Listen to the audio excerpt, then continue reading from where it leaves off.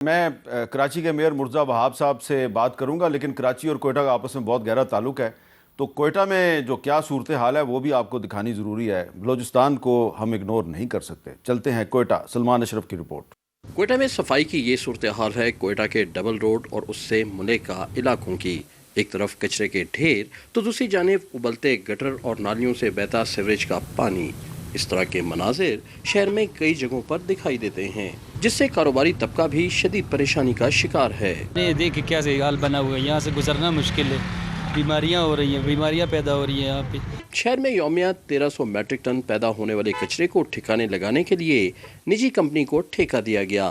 ताम बल्दिया हुक्काम खुद इसकी कारकर्दगी से मुतमईन नहीं है। इस वक्त कोयटा जो है वो 25 लाख आबादी पर मुश्तमिल एक शहर है और ज़ाहिर बात है शुरू में मास्टर प्लानिंग नहीं हुई। मैं आपके तवज्जुह से ये यकीन दहानी कराता हूँ कि इंशाअल्लाह हर गुज़रते हफ्ते में लोगों को बेहतरी भी नज़र आएगी। माजी का लिटिल पेरिस कहलाने वाला कोयटा शहर आज कचरे का ढेर बनकर रह गया है। इस वक्त ज़रूरत इस अमर की है हुकूमत के साथ साथ मुख्तलिफ इदारे और आवाम को भी अपना हिस्सा डालना होगा। कैमरामैन अकमी रॉजर के साथ प्रोग्राम कैपिटल टॉक के लिए सलमान अशरफ, जियो न्यूज़, कोयटा। तो ये थी कोयटा की सूरत हाल। मैं वापस चलता हूँ कराची, मुर्जा वहाब साहब के पास। मुर्जा वहाब साहब, अब तो मेरी इतला के मुताबिक 28वीं तरमीम जो है गैर मुअय्यना मुद्दत के लिए उसको मुलतवी कर दिया गया है, और वो जो पीपल्स पार्टी के तहफ़्फ़ुज़ात थे कि जनाब आप 18वीं तरमीम को ना छेड़े, तो वो भी नहीं हो रहा। तो अब आप कोई एश्योरेंस देंगे, कोई यकीन दहानी करवाएंगे कि आइंदा कितने अरसे में आप कराची के सिर्फ 50% मसाइल हल कर सकते हैं? देखिए हामिद मीर साहब, गलत बयानी नहीं करनी चाहिए, रियलिस्टिक बात करनी चाहिए, प्रैग्मेटिक बात करनी चाहिए। कराची पाकिस्तान का मुआशी हब है, सब कहते हैं, बट उसके साथ साथ कराची वो शहर है जो कि सारे मुल्क को चला भी रहा है। सारे मुल्क से अफराद जो कराची शहर में आते हैं, और ये एक फैक्ट है। हमने 2011 में एक रिसर्च की थी इसके ऊपर कि डेली कितने लोग कराची आते हैं। 11,000 अफराद डेली कराची शहर, उस ज़माने की हमारी रिपोर्ट है जो कहती है 11,000 अफराद डेली कराची में दाखिल होते हैं। हमारा जो पॉपुलेशन का तनासुब है और जो रिसोर्सेज हैं उसमें एक बड़ा मेजर हमारे लिए चैलेंज है। तो मैं आपको ये कह दूं कि हाँ जी, अभी जान छुड़ाने के लिए कि हाँ 50% इश्यूज़ जो हैं वो 2 साल में, 3 साल, 4 साल में ख़त्म हो जाएंगे, ये बड़ा मुश्किल है। लेकिन हाँ, मैं आपको ये ज़रूर बताऊंगा कि कराची शहर की जो सिमत है इन टर्म्स ऑफ डेवलपमेंट और उसकी सस्टेनेबिलिटी, उसका हमने जो तयन किया है उसके ऊपर हम चल रहे हैं। जो ब्रॉड बेस्ड इश्यूज़ कराची के, चाहे वो पानी हो, चाहे वो सेवरेज हो, चाहे इन्वायरमेंट हो, पब्लिक स्पेसेस हों, और आपकी ट्रांसपोर्ट और रोड इंफ्रास्ट्रक्चर हो, इन तमाम इश्यूज़ के ऊपर मौजूदा हुकूमत काम करते हुए नज़र आ रही है, काम कर रही है।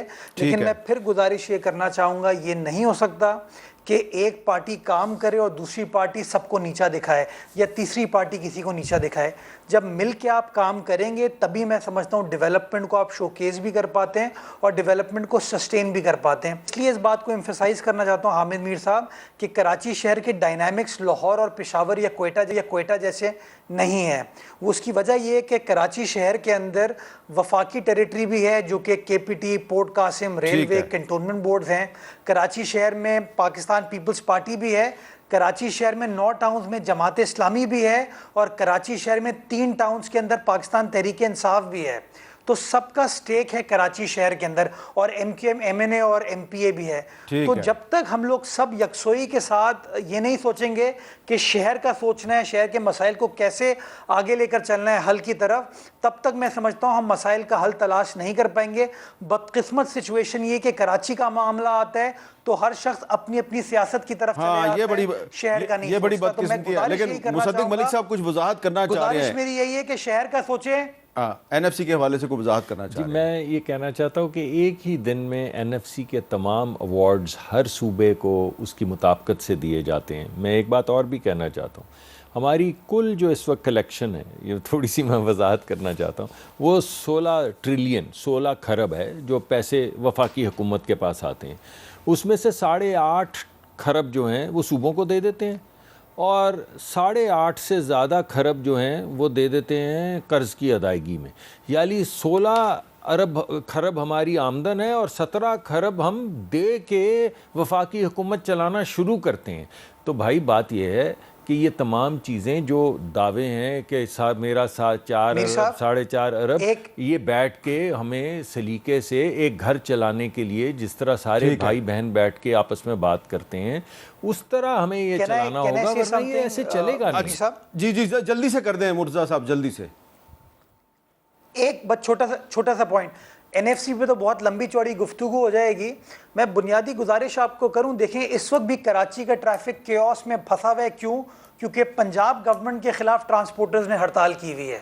हाँ, पंजाब गवर्नमेंट के खिलाफ है, बिल्कुल। के लिए ये है। अच्छा चले सर, बहुत बहुत शुक्रिया आप तीनों का। लेकिन मैंने आपको चलते चलते एक और भी चीज़ बतानी है। आज FIA की तरफ से पार्लियामेंट में एक कमेटी को ये बताया गया है कि बहुत से पाकिस्तानी, जिनकी तादाद हज़ारों की तादाद में है, वो पाकिस्तान को बदनाम कर रहे हैं। कैसे बदनाम कर रहे हैं कि कुछ पाकिस्तानियों ने पाकिस्तान के पासपोर्ट को इतना बदनाम कर दिया कि अब UAE जैसा मुल्क भी वफाकी वज़रा और सेक्रेटरियों को वीज़े नहीं दे रहा। इस साल सऊदी अरब ने 24,000 जबकि UAE ने 6,000 और आज़रबाईजान ने 2,000 पाकिस्तानियों को भीख मांगने पर डिपोर्ट कर दिया। 24,000 पाकिस्तानी बर्मा गए, 12,000 वापस नहीं आए।